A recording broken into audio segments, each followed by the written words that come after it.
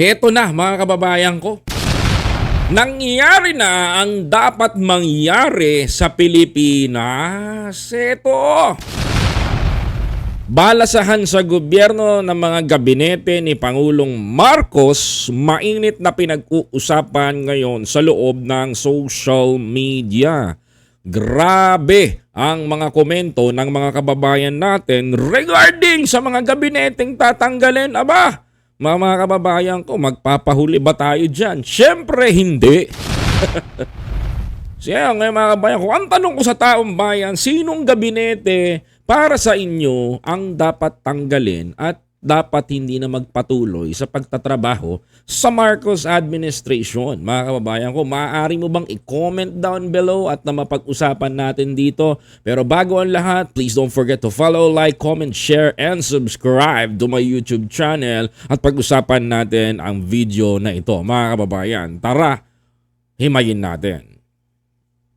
Sa ibang balita, mahigit 30 kalihim at opisyal ng pamahalaan ang nagbitiw sa pwesto matapos itong iutos ni Pangulong Bongbong Marcos. Ayun na! Sa gitna raw yan ng pagkadismaya ng taong bayan sa serbisyo ng pamahalaan. Ito, Nasa frontline ng balitang yan, si Maricel Halili. bigyan ko kayo ng isang visual, mga kababayan ko. I hope na yung mga boss namin, please pardon me mga boss. Bibigyan ko yung mga tao ng ganitong salita. Nagtataka kayo paano nalaman ni Pangulong dismayado ang tao. Right? Mga kababayan ko, tama ako. Nagtataka kayo, paano ba nalaman ni PBBM dismayado ang sambayan ng Pilipino? Meron pong sariling meron pong ginagamit ang gobyerno natin na mechanism. Yes, mechanism. At yung mechanism na yon na tayo lang sa Pilipinas ang meron ngayon. Yes, mga kababayan ko. But anyway, thank you very much kay Chancellor Gallisa na imbag na Rabibi Kabsat. Maraming salamat sa iyo, Chancellor Gallisa. Thank you, salamat kapatid. Back to ako. Meron po sariling mechanism ang gobyerno ngayon na ginagamit, mga kababayan ko, at nakikita nila yung satisfied ba ang tao. May tanong kasi doon satisfied ba ang tao? Unsatisfied ba ang tao? O gusto ba ng tao tong ganitong trabaho ng kalihim na ganito? Meron po mga kababayan ko. At secondary yung survey, mga kababayan ko. Siguro, I think mga kababayan ko, before ginawa ni Presidente to, nagkaroon na ng actual at nagpa-survey talaga sila. Yung isang survey company kasi kilala ko. Yes. Honestly, yung isang survey company, mga kababayan ko, yung isang survey company kilala ko At may yung mga bumagsak na mga kalihim doon. Nakita ko. Tempo lang. Kasi yung survey company na yon, pag-aari nung paano ko ba i-describe? Pag-aari nung one of my friend. Oh, yun na lang. One of my friend. Yun na lang yun, mga kababayan ko. Isa sa mga kaibigan ko. Nakita ko yung mga bagsak. Inas ko, ba't bumagsak tong ganito? Performance basis. Yung pala, alam mo matalino si Pangulo Bukod dun sa central na sinasabi na survey, meron pa silang actual survey at pagbabanggain nila yun. Pag pinagbangga nila yun at tumama yun, yari ka. Yes, yari ka talaga. Kaya yun ang, I think, naging performance basis nitong mga to. Pero pakinggan natin to. The honorable members of the cabinet. Teka, may laman pa ba yung kabinete ko? Napabiro si Pangulong ganun. Who am I addressing now?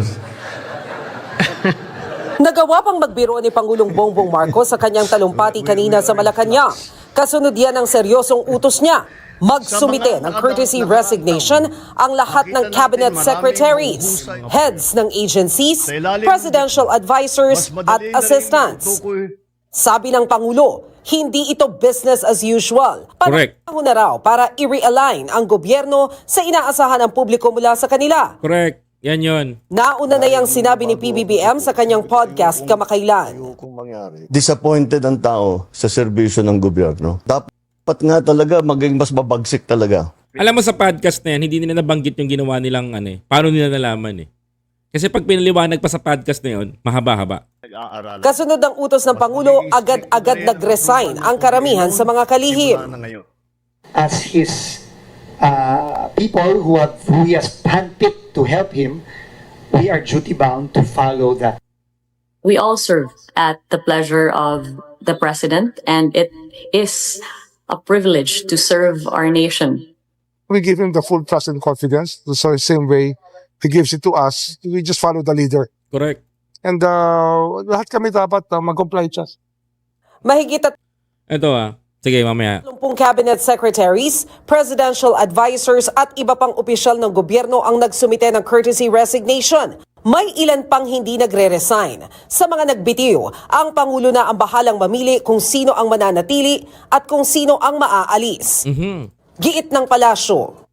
Walang puwang ang tamad Yun, ang pinakamasarap mapapakinggan doon. at korap sa administrasyon Okay. ni Pangulong Marcos Jr. Tama. Mas madali. Sa kabila ng pagbibitiw ng mga miyembro ng gabinete, tiniyak ng Malacanang na hindi apektado ang operasyon ng gobyerno.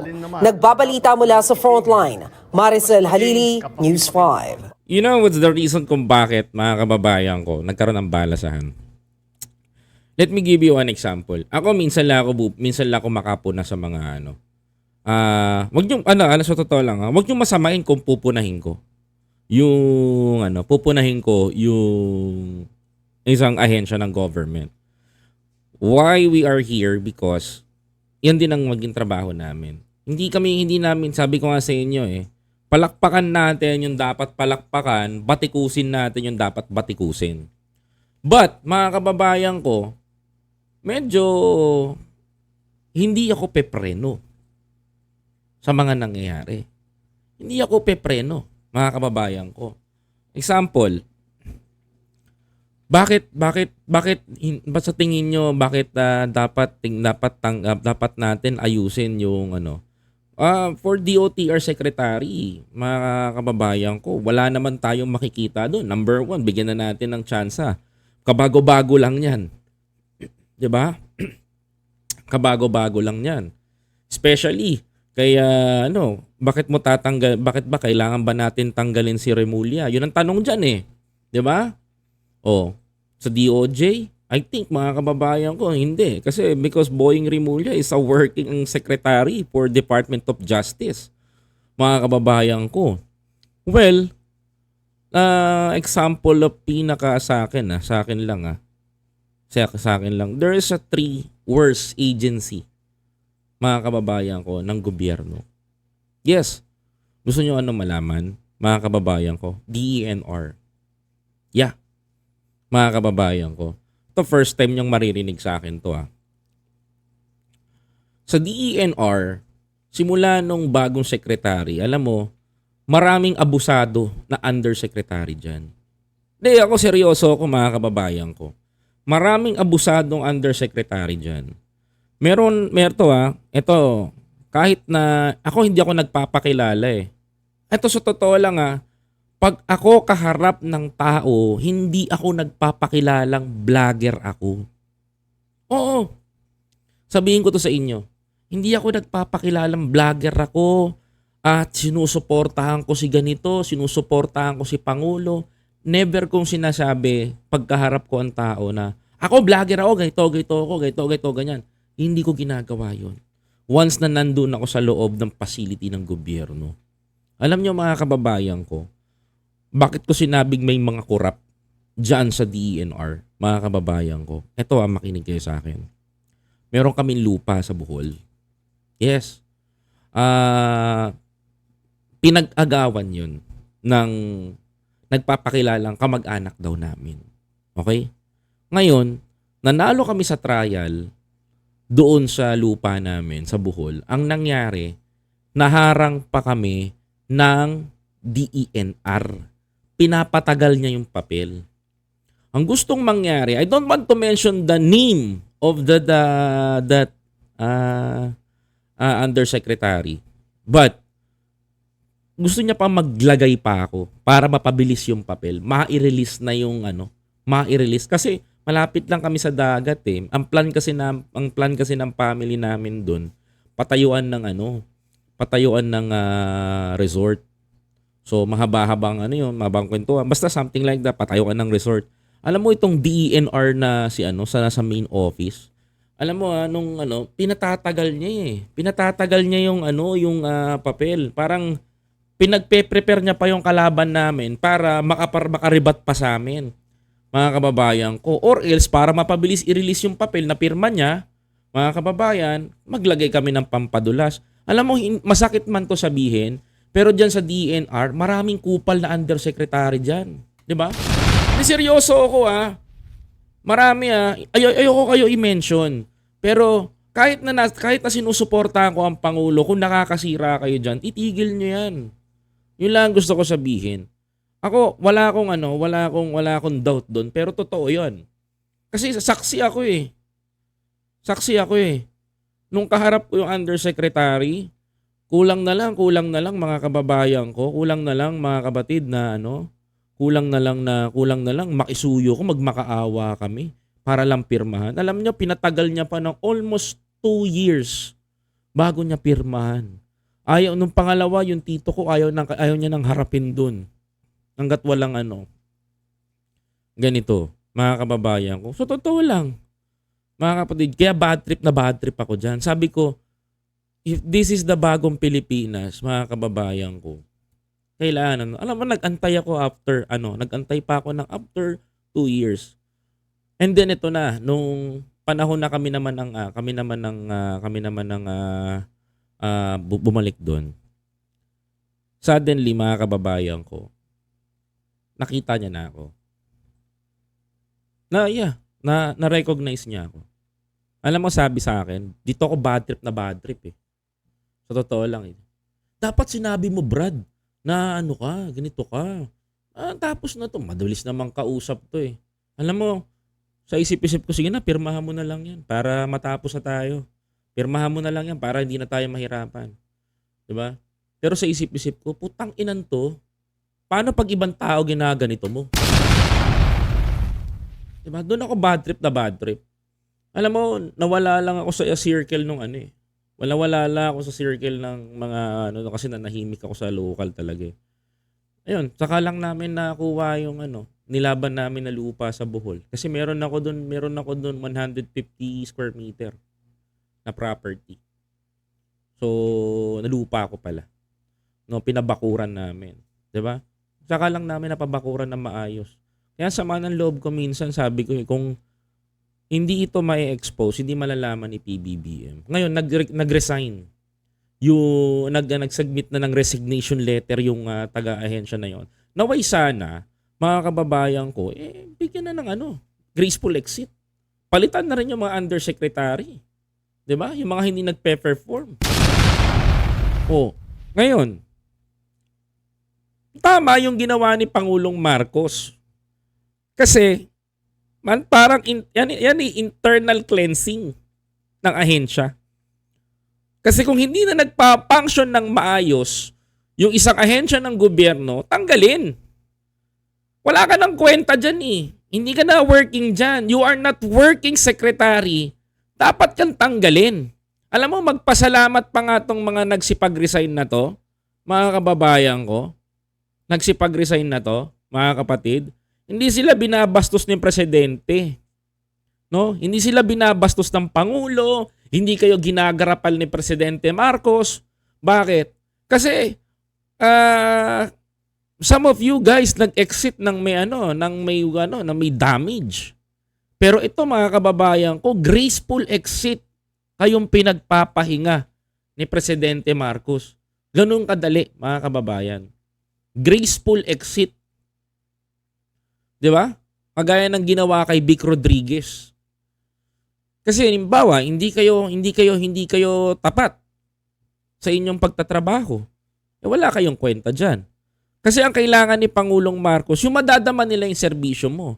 Example, purihin natin, mga kababayan ko, let's give applause sa DSWD, mga kababayan.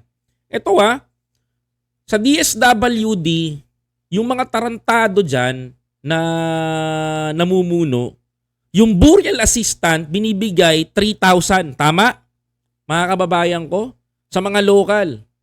Ngayon, mga kababayan ko, tinama yan ng DSWD. 10,000 ang ibinibigay sa mga burial assistant. Oh, palakpakan natin si Gatchal, si Rex, Secretary Rex Gatchalian. Naitama niya yung mga ganun sa ahensya na yan, mga kababayan ko. O totoo sinasabi ko ha. Walang garapalan dito. Nung mga unang upo dyan, mga tarantado yung mga nakaupo dyan. Alam nyo, mga kababayan ko, ang ginagawa. Yung imbis na 10,000 ang ibigay, 3,000 lang ngayon ang nakukuha ng tao. Diba mga kababayan ko? 3,000 lang ang nakukuha ng tao. Eh ngayon, mga kababayan ko, may burial assistance na yan, 10,000 ang nakukuha ng tao ngayon. Dating 3,000, nakinakat kong yung 7,000, ngayon, 10,000 na. Biruin mo, namatayan ka na nga, humihingi ka ng tulong sa gobyerno, bibigyan ka lang 3,000, samantalang ang nakalagay sa papel is 10,000. Yan ang pinakamagandang balita ko ngayon. O, pag kayo, may ilalapit kayo sa DSWD, huwag kayong mahiyang magtanong sa amin. Huwag kayong mahiyang mag-PM. Di ba? Ngayon, mga kababayan ko, dismil ang burial assistant. Di ba mga kababayan ko? Oh, isa pa, damay na natin, di ba? Damay na natin yung turismo. Alam mo, to be honest, hindi ako satisfied dun sa tourism. Yes, hindi ako satisfied na maiboost yung ating economy dun sa ginagawa nila.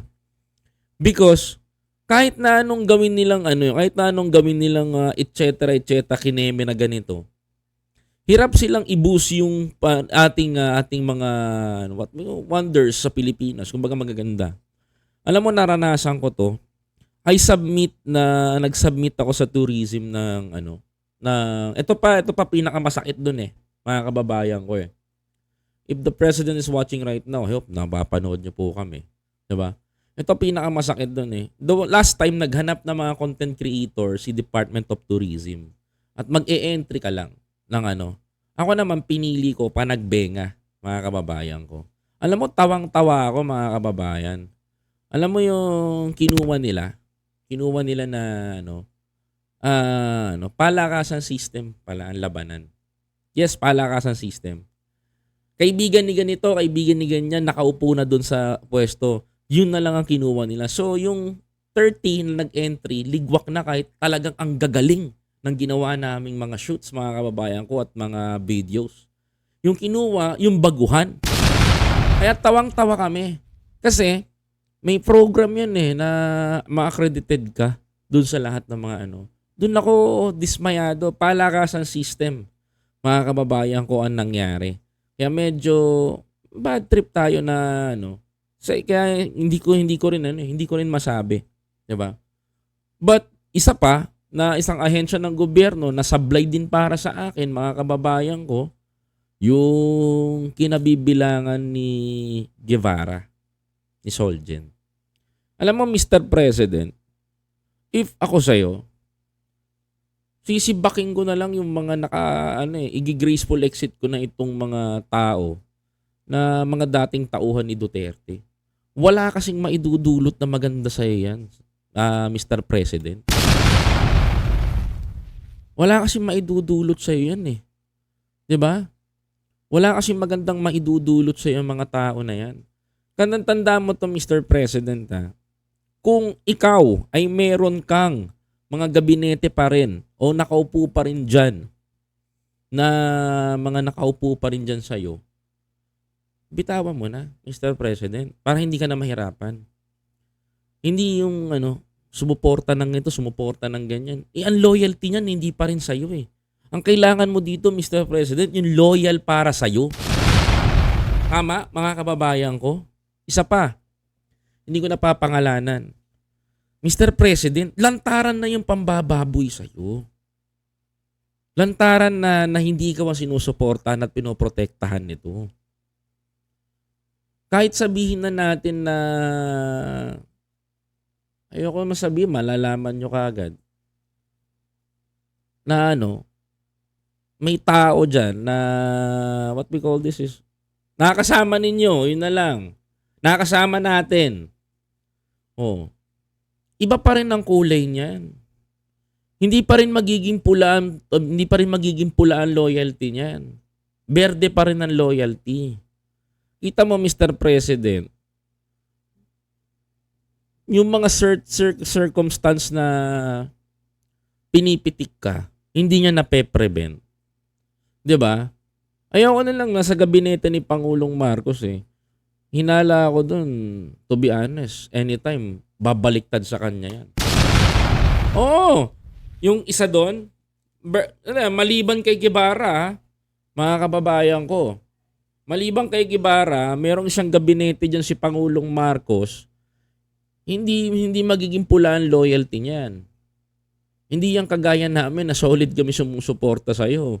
Iyan, nakasama natin nung kampanya yan. 'Di ba? Pero hindi magiging pula ng solid niyan. Anytime kakagatin ka niya, Mr. President. Anytime kaya kang dakmain ng tao na yan. Hindi biro yan. Dahil yung ahensya niya rin na hawak, hindi rin biro, mga kababayan ko. Supposed to be dapat siya ang pumoprotekta at nagpe-prevent nung mga paparating na pwedeng mangyari, di ba? Oh, hindi ko natatanggalin, hindi ko nasasabihin kung sino yung pinalitan niya na tinanggal mo. Di ba? Kitang-kita nyo naman na yung isa na kaibigan niya gusto mag-house speaker. Yung isa naman, mga kababayan ko, pagkaupo niya what we call this, pwede niyang makontrol even the army. Totoo lang ha.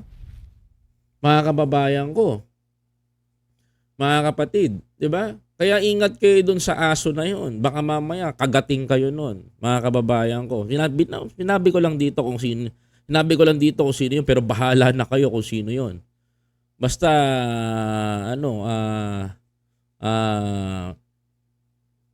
bigyan ko ng clue, gusto nyo? Wag na. Baka mademanda tayo.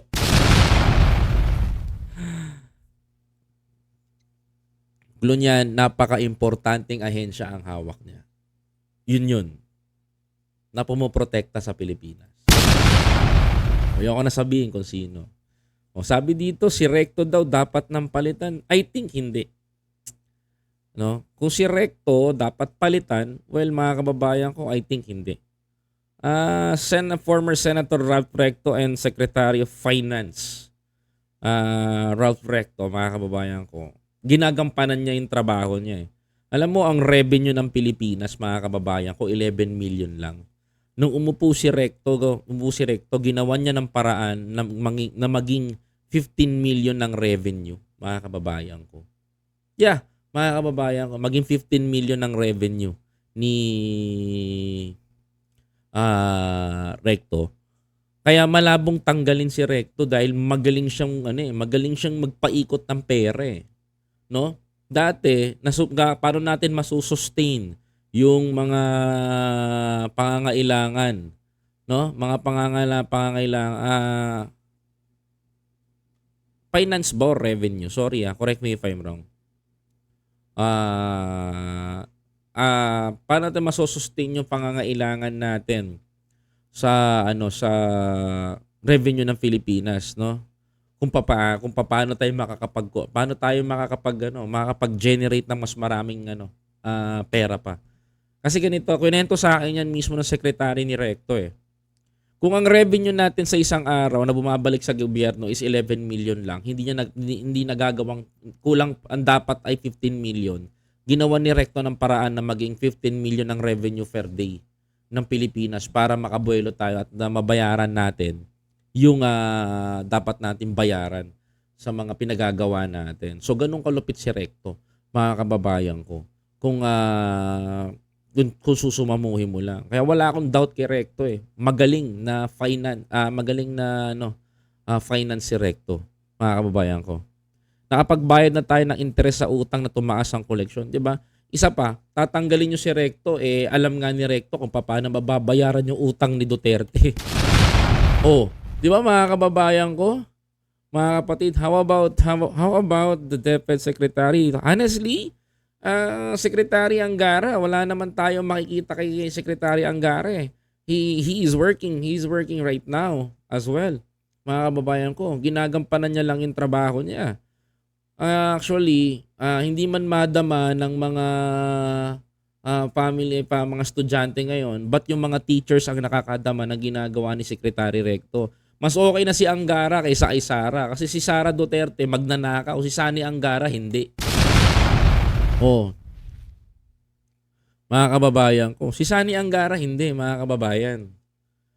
Oh, mas okay na yon mga kapatid. Mas okay na si Angara sa DepEd kaysa kay Sara Duterte. Mga kababayan ko. Kasi pag si Sara Duterte, magnanakaw lang yan. Si Sani Angara, tuwid eh. Tingnan nyo, walang issue sa kanyang mga sa kanyang mga trabaho.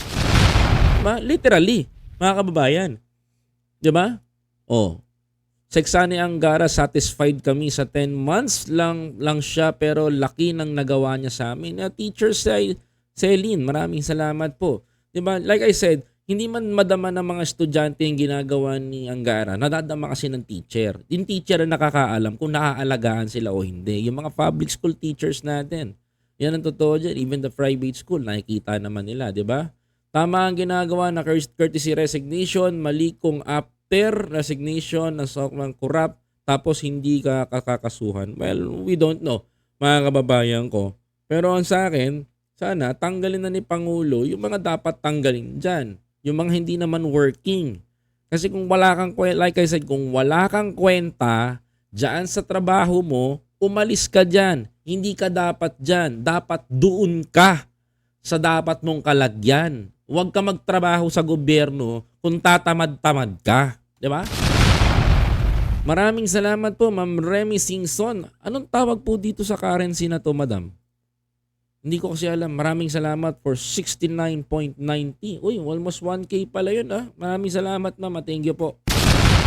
Ipang-renovate na tayo ng ating studio. Aba, kung makita nyo lang 'tong studio natin, napakaganda. Mga kababayan ko. Dapat alisin. Correct. Kasi ang makakawawa dito taong bayan. Kasi yan ang hiling kay Pangulong Marcos eh. Yan ang hiling kay Pangulong Marcos ng mga tao eh. Sibakin ang dapat sibakin, alisin ang dapat malisin. New Israel shekels. Maraming salamat po, Ma'am Remy Simpson. Thank you po for 69.90 shekels. Shekels pala tawag doon, Israel. Maraming salamat po. Syukran. Dapat tama naman si Pangulo. Sibakin natin, dapat sibakin. Diba?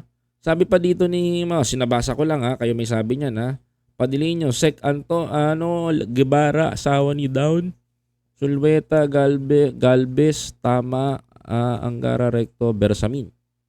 Ano po ba to? Tatanggalin o dapat mag-retain? Well, sabi nyo po yan, kung ano po yan. Koy, si Sec ba yun? Secretary po? Diba? Anyway, but we have 3 years kasi para alam nyo, sumitihin, mga kababayan ko, para magkaroon tayo ng mas mahaba pa, madama naman natin yung Marcos administration. Masasabi kong 3 years is failed sa service kasi hindi nasatisfied ang tao, but we did our best. But the president is working. Ito lang gusto ko sabihin, si Marcos lang ang bumuhat ngayon sa kanyang administrasyon. Walang kwenta yung mga nagdaan na sekretaris na sablay. Yun lang gusto ko sabihin. Mas maliwanag pa sa sikat ng araw yun, mga kababayan ko para malaman nyo. Please don't forget to follow, like, comment, share, and subscribe at mag-like ka sa aking video. Okay?